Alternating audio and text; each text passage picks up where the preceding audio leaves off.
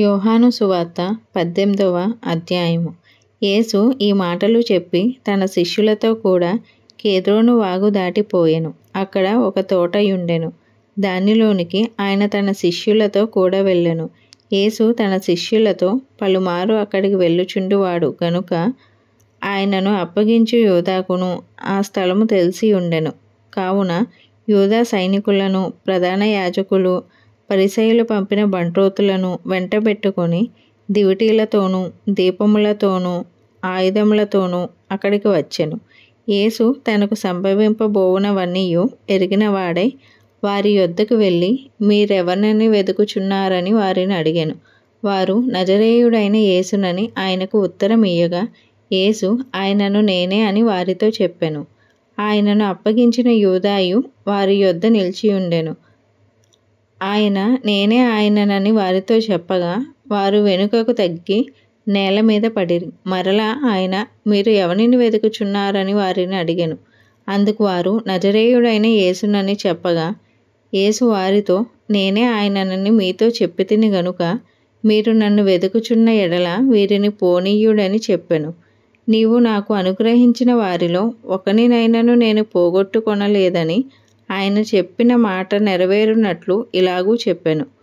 సీమోను పేతురునొద్ద కత్తి ఉండినందున అతడు దానిని దూసి ప్రధాన యాజకుని దాసుని కొట్టి అతని కుడి చెవి తెగ నరికెను. ఆ దాసుని పేరు మల్కు. యేసు కత్తి ఒరలో ఉంచుము, తండ్రి నాకు అనుగ్రహించిన గిన్నెలోనిది నేను త్రాగకుందునా అని పేతురుతో అనెను. అంతటా సైనికులు సహస్రాధిపతియు యూదుల బంట్రోతులను యేసును పట్టుకొని ఆయనను బంధించి మొదట అన్న యొద్దకు ఆయనను తీసుకొని పోయిరి. అతడు ఆ సంవత్సరము ప్రధాన యాజకుడైన కయ్యప్పకు మామ. కయ్యప్ప ఒక మనుష్యుడు, ప్రజల కొరకు చనిపోవుట ప్రయోజనకరమని యూదులకు ఆలోచన చెప్పినవాడు. సీమోను పేతురును మరి ఒక శిష్యుడును యేసు వెంబడి పోవుచుండిరి. ఆ శిష్యుడు ప్రధాన యాజకునికి నెలవైన వాడు గనుక అతడు ప్రధాన యాజకుని ఇంటి ముంగిటిలోనికి యేసుతో కూడా వెళ్ళెను. పేతురు ద్వారమునొద్ద బయట నిలుచుండెను గనుక ప్రధాన యాజకునికి నెలవైన ఆ శిష్యుడు బయటకు వచ్చి ద్వారపాలకురాలితో మాటలాడి పేతురును లోపలికి తోడుకొని పోయెను.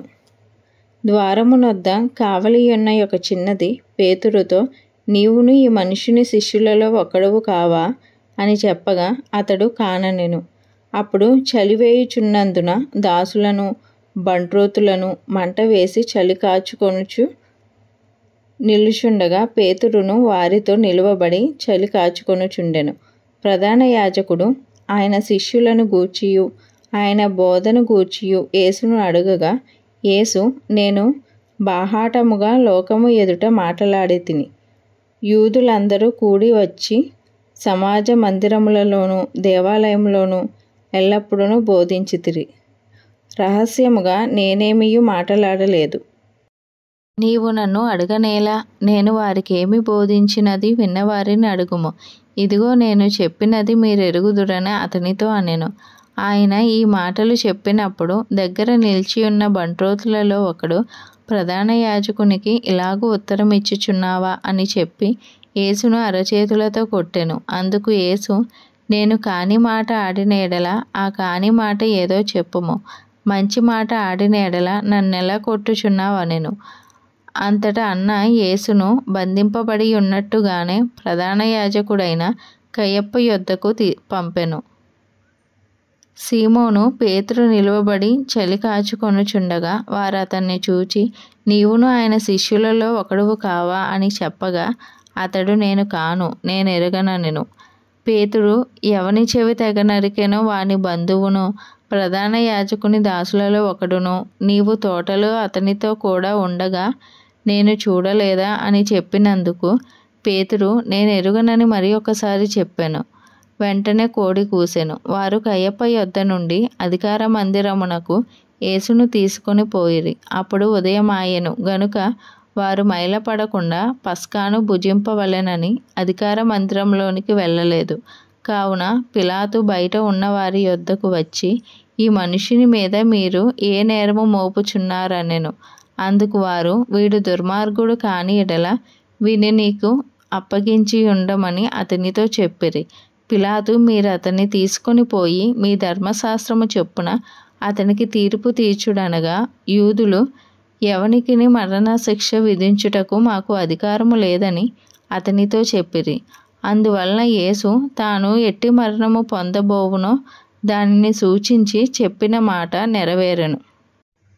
పిలాతు తిరిగి అధికార మందిరంలో ప్రవేశించి యేసును పిలిపించి, యూదుల రాజువు నీవేనా అని ఆయనను అడుగగా, యేసు, నీ అంతట నీవే ఈ మాట అనుచున్నావా, లేక ఇతరులు నీతో నన్ను గూర్చి చెప్పిరా అని అడిగెను.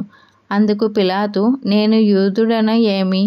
నీ స్వజనమును ప్రధాన యాజకులను నిన్ను నాకు అప్పగించిరి కదా, నీవేమి చేసితవని అడుగగా, యేసు, నా రాజ్యము ఈ లోక సంబంధమైనది కాదు. నా రాజ్యము ఈ లోక సంబంధమైనదైతే నేను యూదులకు అప్పగింపబడకుండునట్లు నా సేవకులు పోరాడుదురు గాని నా రాజ్యము ఇహ సంబంధమైనది కాదనెను. అందుకు పిలాతు, నీవు రాజువా అని ఆయనను అడుగగా, యేసు, నీవన్నట్టు నేను రాజునే. సత్యమును గూర్చి సాక్ష్యం ఇచ్చుటకు నేను పుట్టి తిని, ఇందు నిమిత్తమే ఈ లోకమునకు వచ్చి తిని. సత్య సంబంధి అయిన ప్రతివాడును నా మాట వినుననెను. అందుకు పిలాతు, సత్యమనగా ఏమిటి అని ఆయనతో చెప్పెను. అతడు ఈ మాట చెప్పి బయటనున్న యూదుల యొద్దకు తిరిగి వెళ్ళి, అతని యందు ఏ దోషమును నాకు కనబడలేదు. అయినను పస్కా పండుగలో నేనొకనిని మీకు విడుదల చేయు వాడుక కలదు కదా, నేను యూదుల రాజును విడుదల చేయుట మీకు ఇష్టమా అని వారిని అడిగాను. అయితే వారు, వీనిని వద్దు, బరబ్బను విడుదల చేయమని మరలా కేకలు వేసిరి.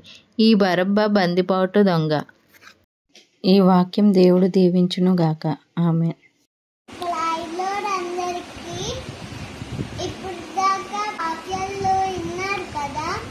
వినండి, మరి కొంతమందికి వినిపించండి. యూట్యూబ్ ఛానల్ని లైక్ చేయండి, షేర్ చేయండి, అలాగే సబ్స్క్రైబ్ కూడా చేయండి.